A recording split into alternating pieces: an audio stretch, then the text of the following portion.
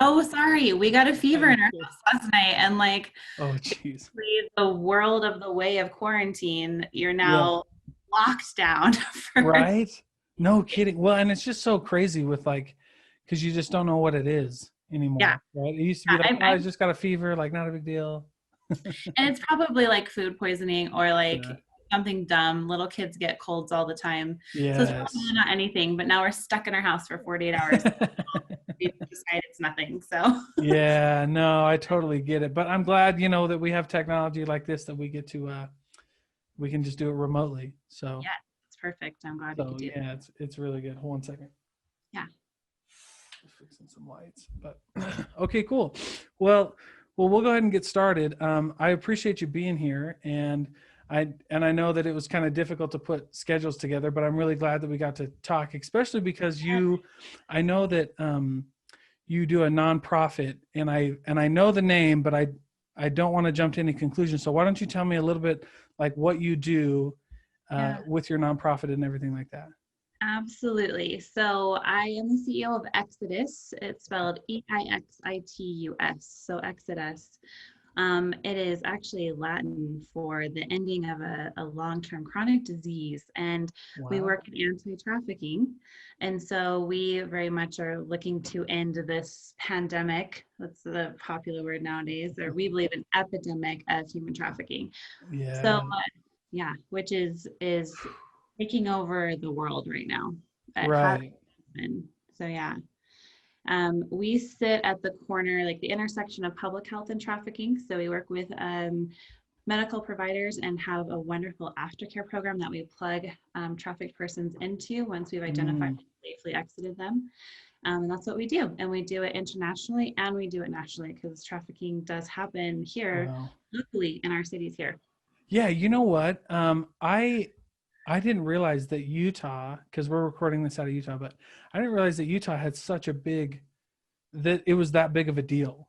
Like I know, and I feel so like, bad saying that because, but just like every day until I learned about it a couple of years ago, I was just like, oh, we live in a place like this could never happen here.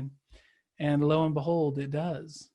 It does. And I think there's this misconception of trafficking we've seen, Okay. and social media is really great of giving everyone just enough information and maybe just enough wrong information. And so, Seriously.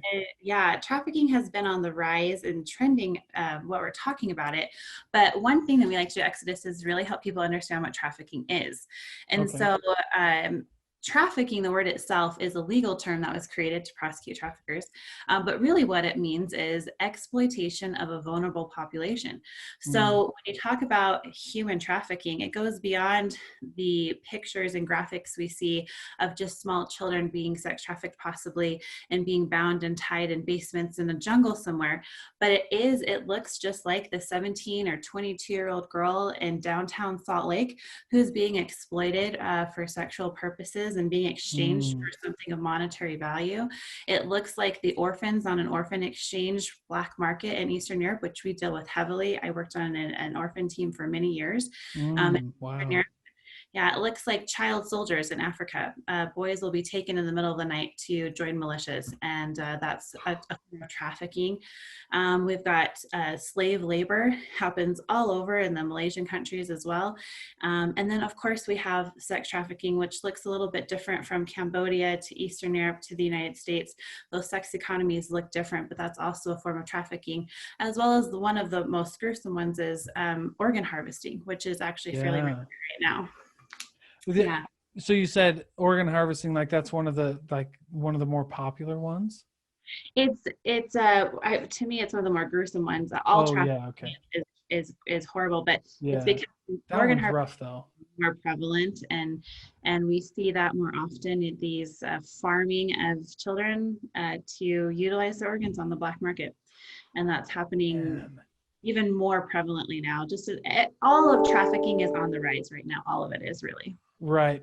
Well, that's so interesting. Like it's just so crazy. And I'm sure the pandemic, like I've heard as I've, touched on a few other human trafficking nonprofit organizations like yours, but I've noticed that, or at least I've heard that through the pandemic, it's ticked up a little bit. Is that your experience as well?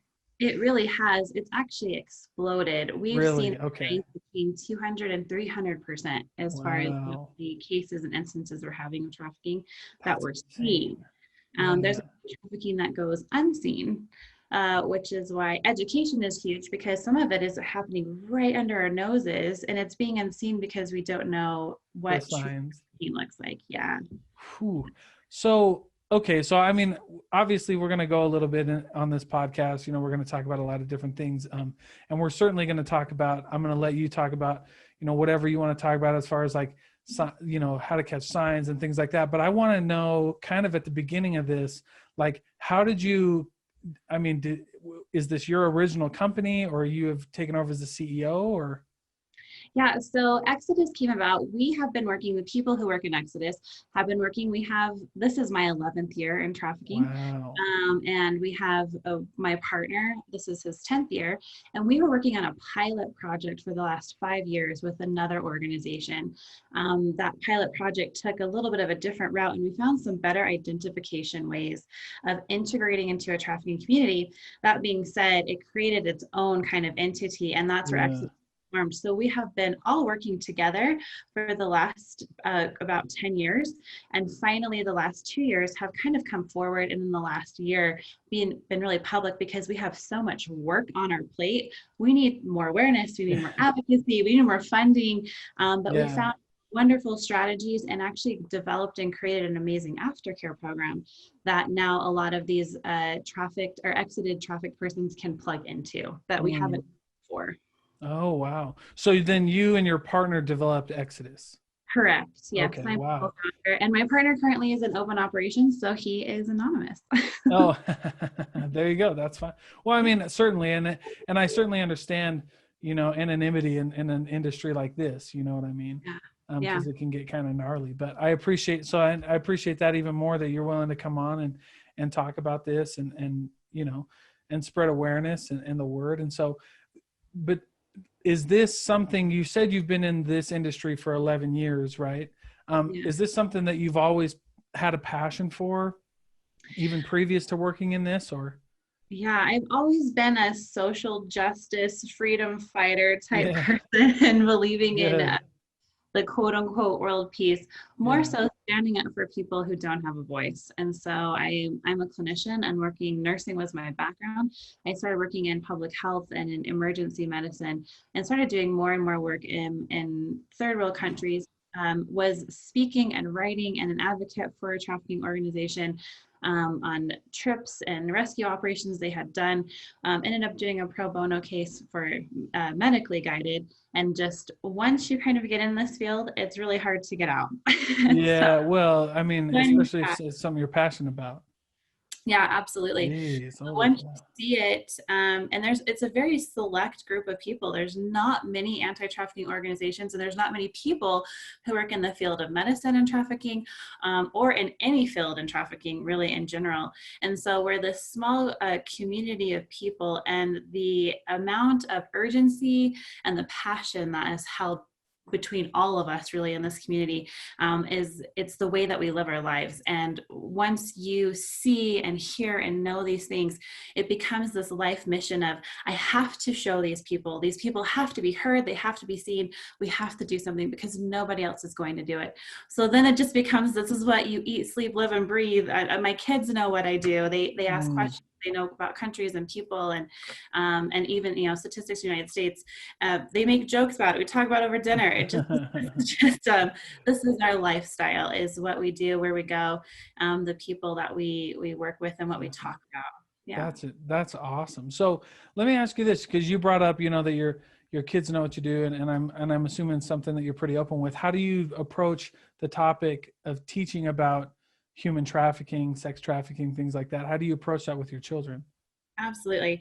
One of the biggest mission statements, well, the mission statement of our home is there is always room.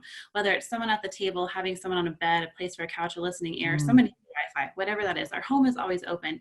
And teaching that to my children is also making room in their hearts, is standing up for people, being kind.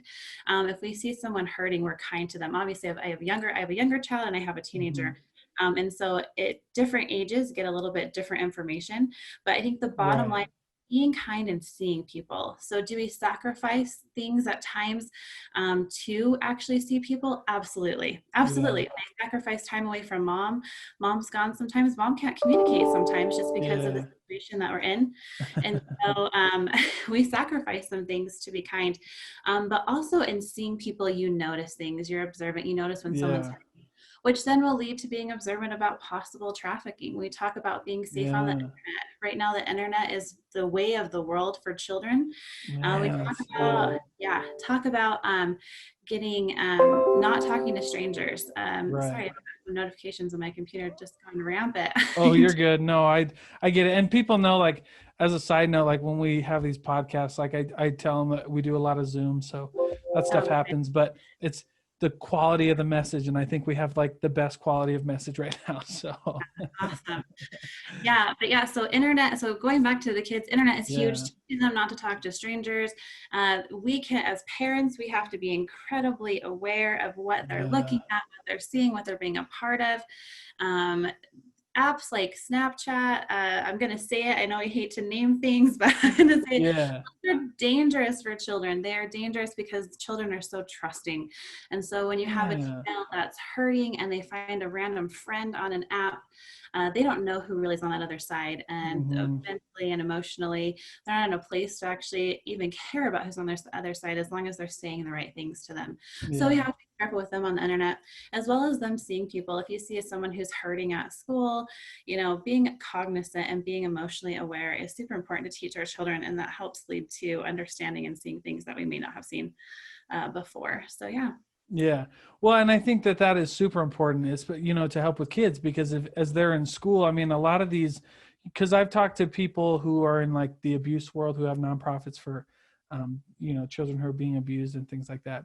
And school is like one of the big places where we get to catch, sometimes we can catch these things, right?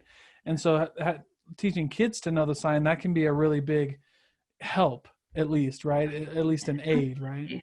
Yeah, and one of the biggest things is building trust. So teaching kids to create Right. friendships with maybe people who may not, they would think would be their friend. I know, to give an example, there was a Yeah. girl in Jordan who was in high school, and she was 15 years old, and for an entire summer she was stuck in her bedroom, and she was being trafficked by a person on the other end of an app. He said he was a 15-year-old boy, and he asked for her to take risque photos. She kept doing it thinking she was building this relationship with this cute boy. It ended up being a 30-plus-year-old man, and he was Crazy. utilizing her photos online. And he said if she told anyone, he would share them with all of her friends because he had her friends list. So he just exploited this young girl. Yeah. And how she was able to get out of that was a friend noticed something was different with her, and so he reached out to her, and they had lunch, and she was able to tell him what was going on. They told adults and authorities and were able to stop this exploitation. But Wow. in regards to children at this age, I have a teenager as well. Befriending these people, befriending other people around you that may not be your first choice of friend or even your close friends, and Yeah. noticing something that's wrong with them, something going on. It is happening in our high schools in suburban America. Mm. It is happening in our churches, our schools, our communities.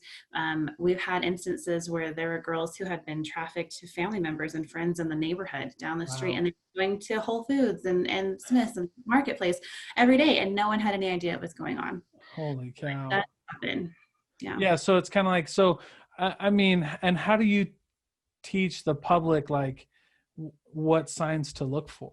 Yeah, absolutely. One of the biggest things is teaching them what not to look for. Okay. And a lot of times, All a right. lot of times we have a misconception that someone's being bound in a basement with ropes and chains and Mhm. duct tape across their mouth. And that is not always true. One of the things that we have at Exodus is we have an advisory panel of survivor consultants, those who have lived through trafficking and been exited safely. And they come back and tell us what has been detrimental to the safe recovery of those in trafficking situations. And one of that is they have a hard time with the ads that we share on social media and the images we're sharing on the internet, because that's not necessarily them. They're not being bound in basements. They're not across the ocean in Cambodia. But there are trafficked peoples in Cambodia, Sure, but that's not sure. always what it is.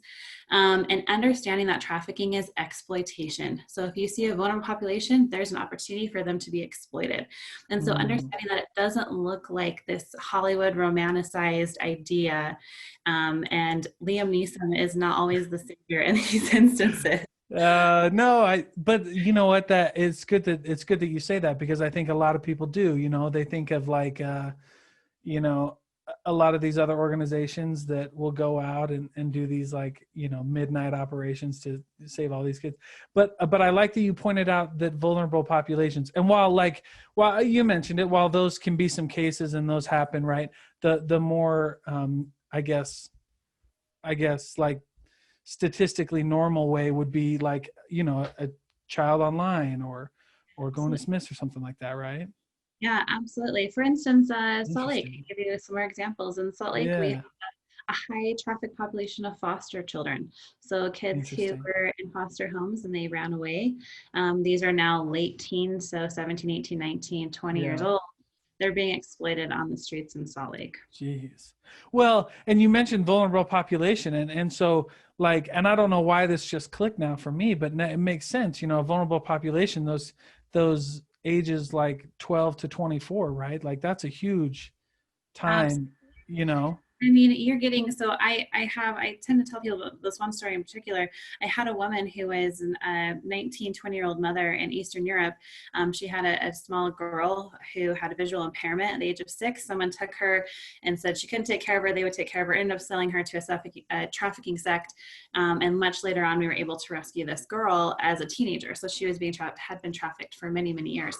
Wow. Same thing happens in the United States. We have these young women who are 18, 19, 20 years old. They have children. Unfortunately, they don't have a good source of income, maybe low education, maybe low skill set, and they're worried about feeding their children. All of a sudden, they get wrapped up in a trafficking situation. They're being exploited for monetary gain. And now there's this fear. Now Yeah. there's shame, there's embarrassment that comes around it. And they've been Jeez. exploited for, illicitly exploited for years just to maintain the health and well-being of their children. Yeah, no And that kidding. puts them in those vulnerable populations. Yeah, no kidding. Well, and that's just, those stories are like super hard to hear, because, I was on with an author who wrote a book called ICU, Julie Lee, and yeah, it's just kind of like, that theme keeps coming up, with like just being able to just like empathize with people and see individuals in those circumstances and just try to offer help. So like, if you're in this organization, what kind of programs do you have to be proactive versus a reactive situation? Yeah, absolutely. So one of the things we can do to help safely exit someone is to create fidelity and trust. And part of that is we Yeah. do have an outreach part of our programs where we do bring things like hygiene items and the typical things that you would see at Christmas time. The organization Yeah. select shoes and clothing. But beyond that, we offer condoms and STD testing, things to keep these people safe, because that's how they're being exploited. Yeah. Understanding that they may feel shame and guilt, but they also, in order to be exited, they also need to stay alive. And part of it Yeah. is making sure that they're healthy in this season of exploitation. And so we do wound care, we do the STD testing, we provide health for them, nutrition Mm. for them, and then create this bond of trust and help them exit that exploitation safely. And then also follow them all the way through in an aftercare program that has congruent care all the way through, so we can help them get to the next stage. Right. I'm sure mental health care is a big one for you guys. Absolutely. If you can imagine the mass amounts of trauma, Yeah.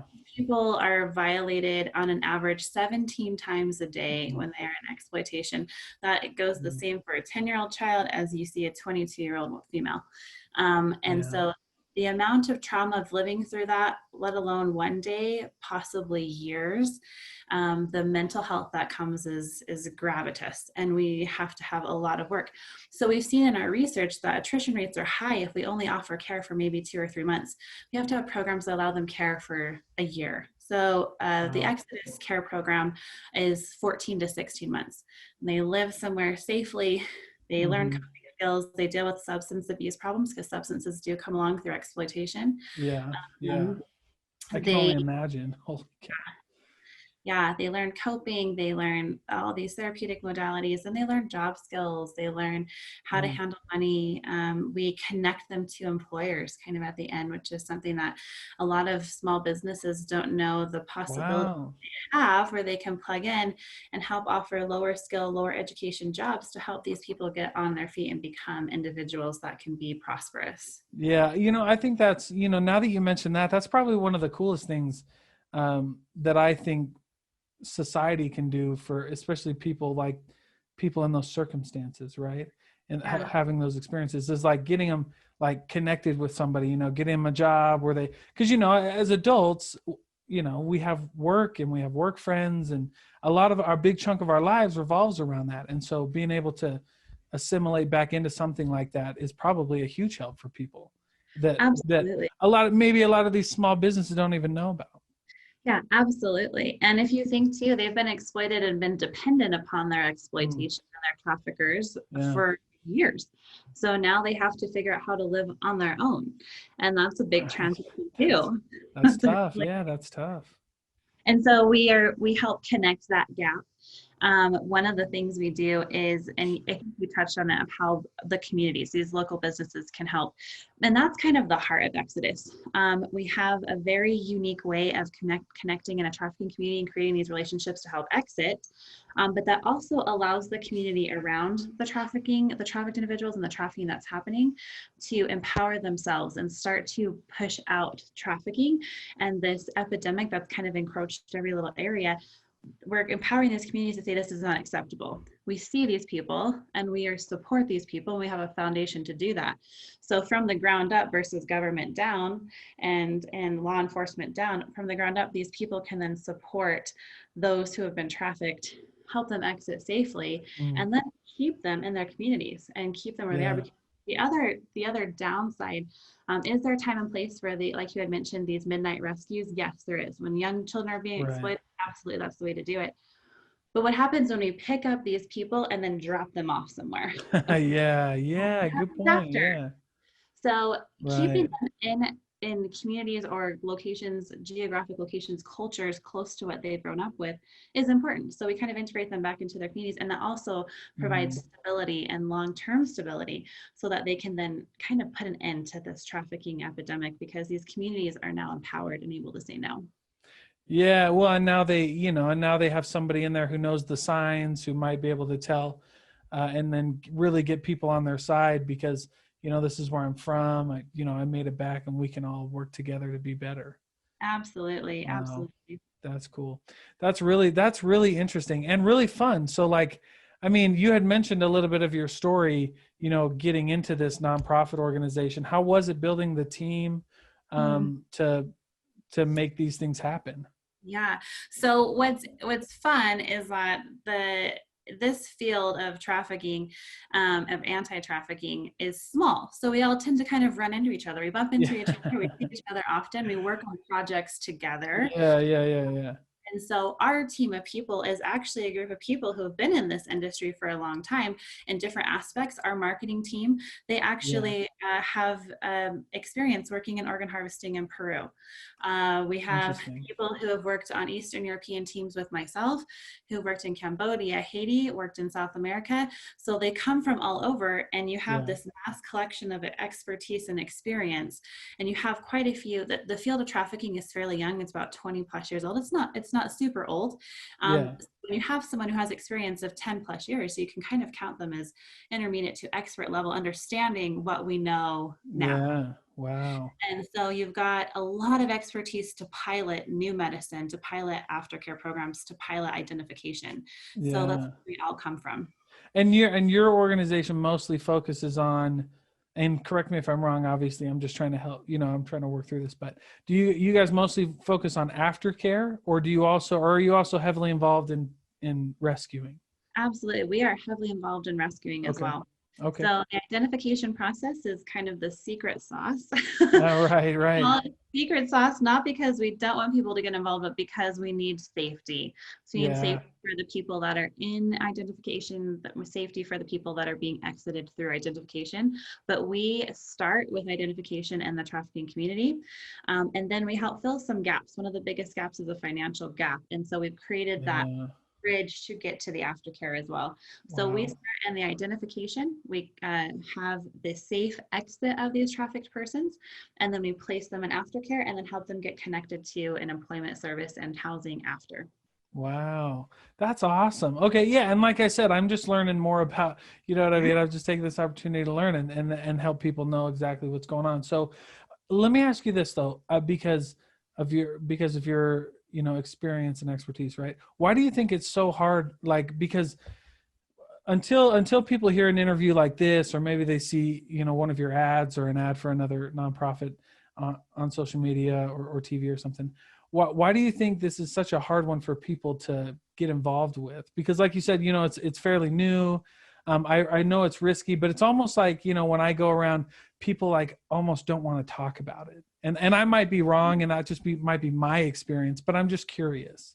No, you're super right. Whenever I go to a dinner party and people ask, what do you do? It's like all of a sudden it's the Debbie Downer. It's like, oh, I'm Right. Yeah. Yeah. Okay, cool. I was a little nervous asking that question, but I was just like, what's You're going right. on?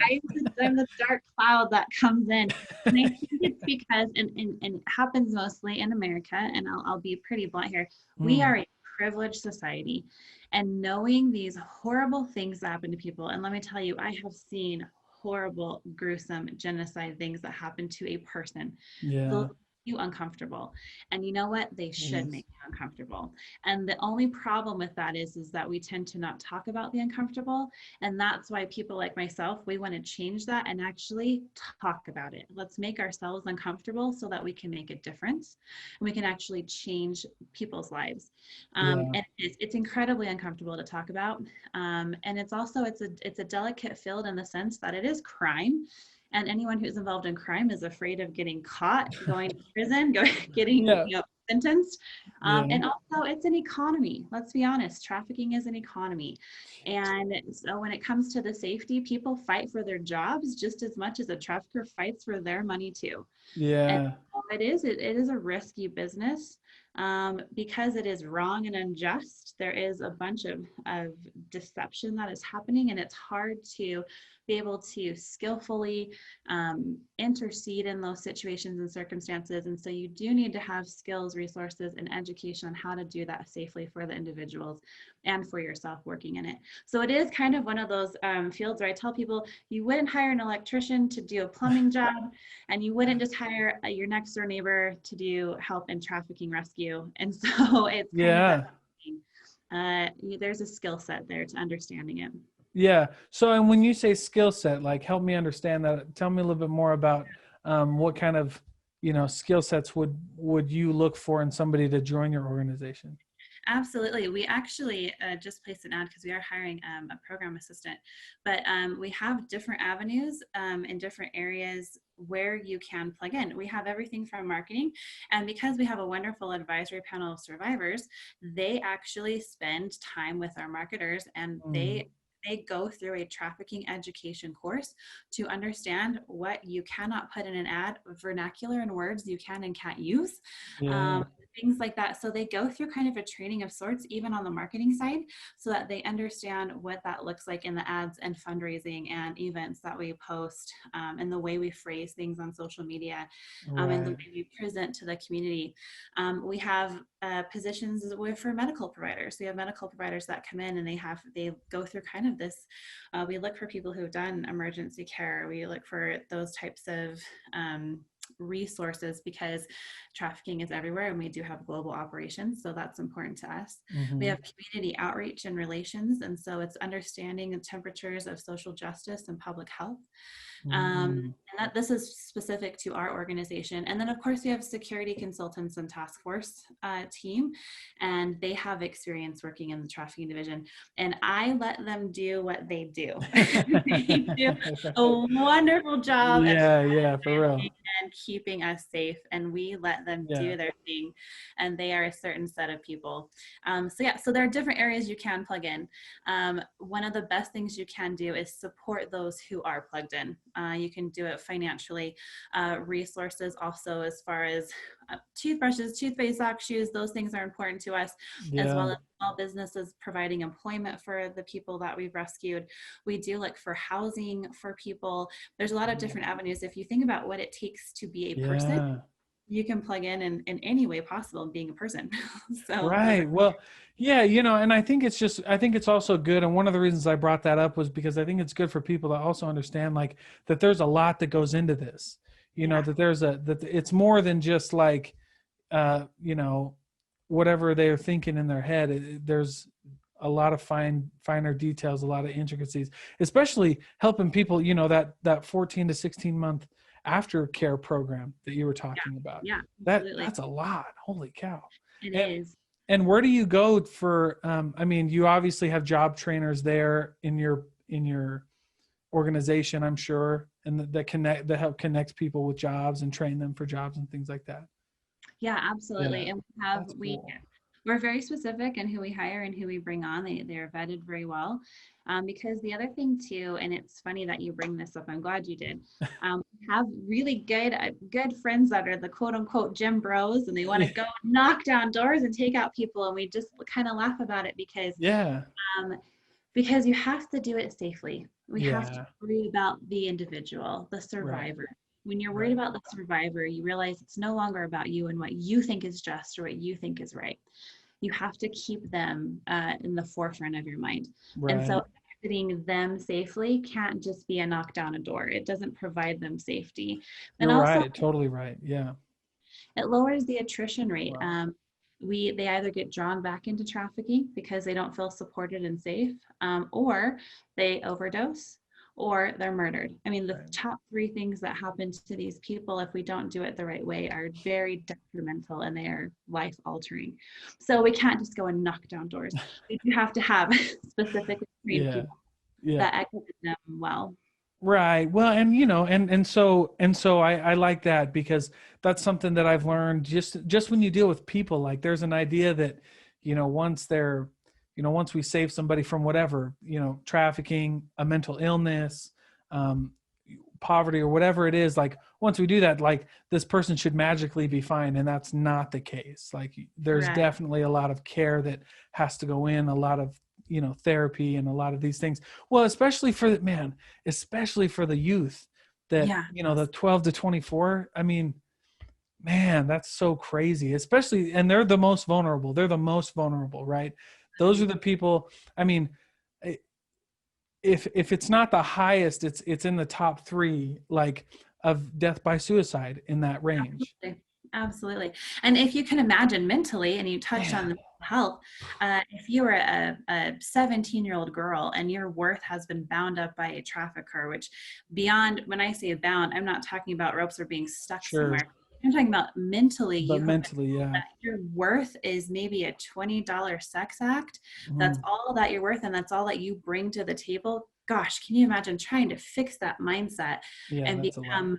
become valuable in the world and valuable to yourself? And Well, well, yeah, and helping people, you know, feel, even before that, because I know we were talking about this earlier. A lot of people, a lot of these youth will get into that looking for kind of like that validation, right? absolutely, And absolutely, and so, man, it's just so crazy. it is. And I think that's my biggest thing to Yeah, parents. Tell them, like, gosh, teach your children to value and see people above yeah, anything else, because this next generation is going to make these changes. Trafficking is a family affair. I have met traffickers who are grandparents to the grandsons that have been trafficking people for generations. wow, If we change our generations, if we change the way we feel and see and hear and emotionally grasp things, we're going to start to change what's acceptable. It's no longer acceptable to right, prey upon these vulnerable populations. When these vulnerable populations start to diminish because we've now seen them and not made them vulnerable anymore, we've now yeah, accepted these people who are looking for validation. yeah, We're befriending them, we're giving them a space, we're giving them a place. And so it's super Yeah. important to teach our kids to do that. And I think I will not see the end of trafficking in my generation. We won't. Sure. We won't. Sure. It's so large. Realistically, we won't. We can make a huge dent in it. I think the next generation we can. And I think it works with world and global concept changing in your mind, Yeah. of understanding social justice, understanding kindness, understanding acceptance. I think Yeah. it's important. Well, and I think too, I think ending the stigma of just talking about it. Like, I Absolutely. think so in my experience with anything, and I might get a little sidetracked here, but it'll come back. But like, our stigma with sex, with drugs, with anything else, right? The DARE program was like the ultimate failure, right? Right. Because Right. like, you know what I'm saying? Because like we thought that we could like scare people into not doing things.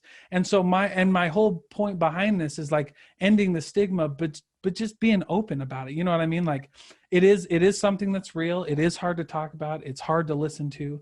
But once you become aware and once you know the signs, like talking about it opens up so many avenues of stopping it before it happens, catching it, rehabilitating people who've been through it. I mean, and with trafficking, like I said, like there's a huge problem with like my parents had a huge problem talking about sex and these things, right? That really didn't help anything. You know what I mean? Like you couldn't have a safe place to talk about it, so you went somewhere else, and now we end up where we have organizations like yours Yeah. helping people in sex trafficking. Yeah, exactly. No, we need to be comfortable talking about it. I Yeah. actually I was just speaking somewhere and I was sharing a story. My son had a hamster, and if you know me, anyone who knows me personally knows that I hate animals. I mean, I love animals, but I hate them in my home. I don't want to Yeah. I get lots of it. animals. I get it. We're not animal people. I'm not. I tried having a dog and I couldn't do it. I Yes. love dogs. Can't have one. Yes. And so someone gifted my son a hamster. I am a single mom, and they go spend a week or 2 weeks with their dad in the summer. And so they were gone for a week and a half, and I was in charge of feeding the hamster and keeping this hamster alive. I swear I did. I fed him. I Yeah. did my dutiful duty of keeping this hamster alive. Yeah. And my son came back, and he was loving on this hamster and holding him and kissing him and sharing sweet nothings. Yeah. And which was surprised me, because this hamster is just a nasty, like he is like the fluff ball of Satan, Yeah. and he does not let you hold him. And Yeah. so the fact that he was even being held by my son kind of surprised me. And then the next morning he's like, gosh, I guess Chubby Buns really missed me because he's letting me hold him even more. And Yeah. I'm like, my mind is like, hold on a second, there's got to be Yeah. something wrong with this hamster. Yeah. And we go and look, and Chubby Buns is absolutely dead, just Oh so no. dead. So my son had been playing and holding this dead hamster and not knowing it. And I relate this in the sense of, there are so many times we're holding and playing with things and have no idea that it's a dead thing. And we live Mm, our everyday lives completely ignorant to the fact that this dead thing is sitting on our shoulders. And if we are just mm, willing to talk about it, then we can do something about it. We can yeah. provide available resources to actually save them. We can do something to make a difference instead of Yeah. continuing on and being ignorant that we're playing with the dead thing. Yeah. Well, I think, I really like that story. It's very powerful because a lot of people don't realize that. Well, and they don't realize too when you were telling that story, I was thinking of the dead thing being not talking about it. They're like, if I just don't talk about it, it's not going to happen. Right. You know what I mean? If I don't know, you like hear no evil, see no evil kind of thing. Right. Yeah, exactly. And it's like, that's not it, man. You can't do that. Cause like, we know that doesn't work. Like proven it doesn't work. Like, Yeah. for example, like a big misconception, and I'm sure you know about this, but like talking about suicide doesn't cause suicide, right? Right. Like somebody who's in a depressed state, maybe having suicidal thoughts, asking them like, hey, are you thinking about this? Doesn't cause it. It actually pulls them out, and it can help them, right? And so just, man, yeah, you hit it right on the head. Like just being able to just like not like realize that this is not what you want to do. You want to talk about it. Absolutely. And I think it changes your mindset. And that's kind of what you're asking people to do, is to think Right. outside of themselves. When I'm washing the dishes and I just got done with a meal that I was able to make with multiple ingredients on a stove, and I live in a nice neighborhood with my Yeah. kids running around, in that moment, someone's being trafficked. In that moment, someone's being starved. In that moment, someone's being beaten, being violated. Gruesome things are happening to them, and I'm living my everyday life. Does that mean I walk around Hmm. heavy and in this dark cloud? No, it means that I know that it's happening, and I'm doing things to help rectify that. I'm doing things to Yeah. help change that. And Right. so that's the kind of what you're asking people to do. You don't have to walk around and forsake everything that you have. Yeah. Know what's happening and make turn it should make you uncomfortable. One, it should make you angry too, Yeah. because Yeah. this is incredibly unjust what's happening to these people. But turn that anger into action, because if you don't, you just are a complainer. You're the quote unquote Karen of trafficking. So Yeah. stop sharing social media posts and actually go and do something about it. Plug into an organization. Yeah. Don't support the people that have the expertise to make a difference. Yeah. And what do you say is the best way to support an organization like yours, like your Um, organization? Absolutely. I will tell you, one of the biggest ways to do it is financially. Yeah. Yeah. Well, I mean, it takes money. It's not cheap. Like we know mental health isn't cheap. That's the number one reason And people don't go get it. Right. absolutely. And that's one of the biggest gaps. So Exodus exists because there are gaps in an anti-trafficking world that we needed to fill. And one of the biggest ones is the financial gap. There is not health insurance. There is not mental health counseling. There is not safe exit for these people Mhm. unless it's done privately. There is not homes for these people. In order to do that, someone has to come in and actively do that for them and help them. They are vulnerable population. They Yeah. cannot do it for themselves.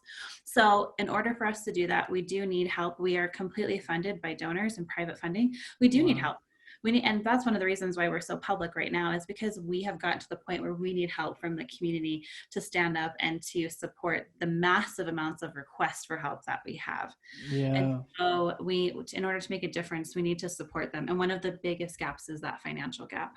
Well, and I mean, and like I say, I mean, it's kind of one of those, things that's, you have to have that. And so I appreciate that, but it's also like true though. Like I get that, you have to have, like, therapists aren't cheap, homes aren't cheap, education, like even if you have somebody coming to teach them, like being able to find these things, that's not cheap. And So it makes a one lot of of the sense. things we've been able to do, when you go to someone who has an expertise or who has done research and is able to work in these fields, they know how to effectively spend that money.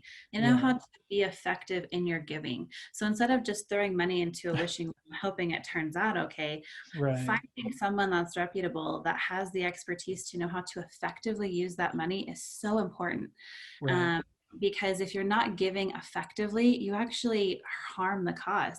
And so it's important to be able to know how to give, and that the person that you're giving to is using it very effectively. At Exodus, we have partnerships with many people that allow us to be very cost effective. We've self-supported for a long time in our organization. And so we've become very mindful, and we're cost effective in how we can support these people. And so it's taken a little while to get there, but it's definitely utilized well. And it is incredibly effective in how we exit these people.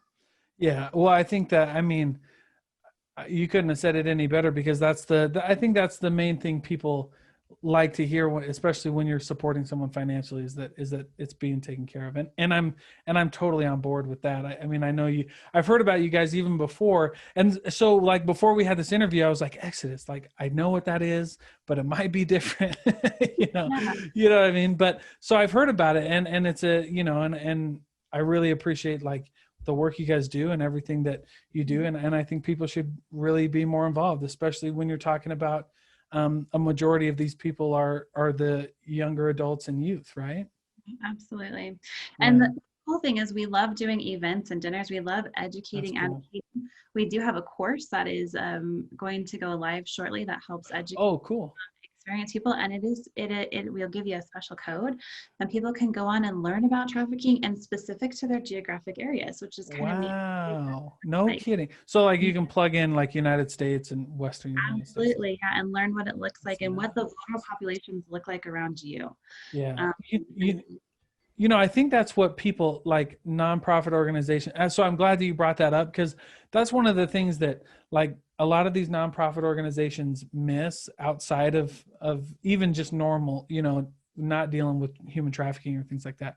But like teaching, like the best Yeah. way to get a community involved is to like make them part of your team, essentially, by training them. Like, hey, you want to do something, like obviously, we're going to need you to donate and things like this, but why don't you just take my class, and just learn about Yeah, it. just know about it. It's super important. Seriously. Just know the truth about it. Yeah. And actually, and that's one of the biggest flaws, I think, and in a lot of fields, is we are so quick to go to Wikipedia, and you know how the jokes Yeah. about diagnosing yourself on the internet and like YouTubing. Like I'm pretty sure Right. I could fix my entire car on YouTube. Right. Like those things, will it actually run safely? I don't know. I did that on YouTube, Sure. but believing your perception or believing what you've seen on the internet as far as ads and random piecing together a meme or a graphic, or Yeah. I heard this somewhere, Yeah. but actually knowing the truth and actually having really good facts and good sources from where that comes from and good research is incredibly valuable, especially in the trafficking field, and understanding that. And so we've taken a lot of time and worked with researchers and experienced people that work with us, have come together to form this course to give you really accurate and well experienced expertise of sorts of bits of information, and well thought out and researched statistics and understanding of your geographic locations and what it really looks like and how you can plug in, and really understanding the meat and the heart of what is this epidemic of trafficking? What is it really? Yeah. Yeah. Wow. Well, that's really cool. I really appreciate that. I'm going to tell everybody about that. Yeah, Like, absolutely. because easy is it for you to like, because sometimes I feel like, we have these amazing conversations, we get to hear about your amazing organizations, we donate, things like this, but then like it's almost like for people who can't come work directly for you, it almost feels like I'm helpless other than donating. But this kind of gives me, I'm going to go take the course. Like this kind of gives me a way that like, hey, I feel like I'm helping, like I'm learning, I can be aware, I can see somebody on the street and help them because I've taken a class and I know. Yes, it's so funny because a particular person that we hired a while ago, he ended up going on a family trip like the week after we hired him, and we're putting him all the education, like all this onboarding education. He's like, "Oh my gosh, you changed my entire family trip." As I'm walking through the streets of Portland and going here and going there, I'm like, oh my gosh, I see the world so differently. Yeah. Yeah. So when you're able to experience and be educated on something, you do see the world differently, and you can see how you can help them plug in. Yeah, absolutely. Well, no, well, I appreciate you coming on with me. I know that I don't want to take up, your whole day, but I love this conversation. I really love what you guys are doing over there.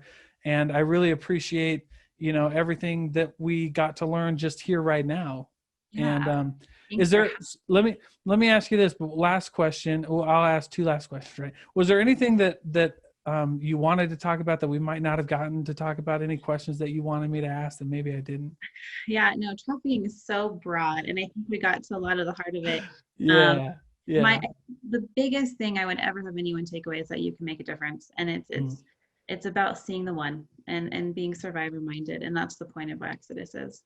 Amazing. And how do people, what's your website, social media? How do people find you to get involved if they want to?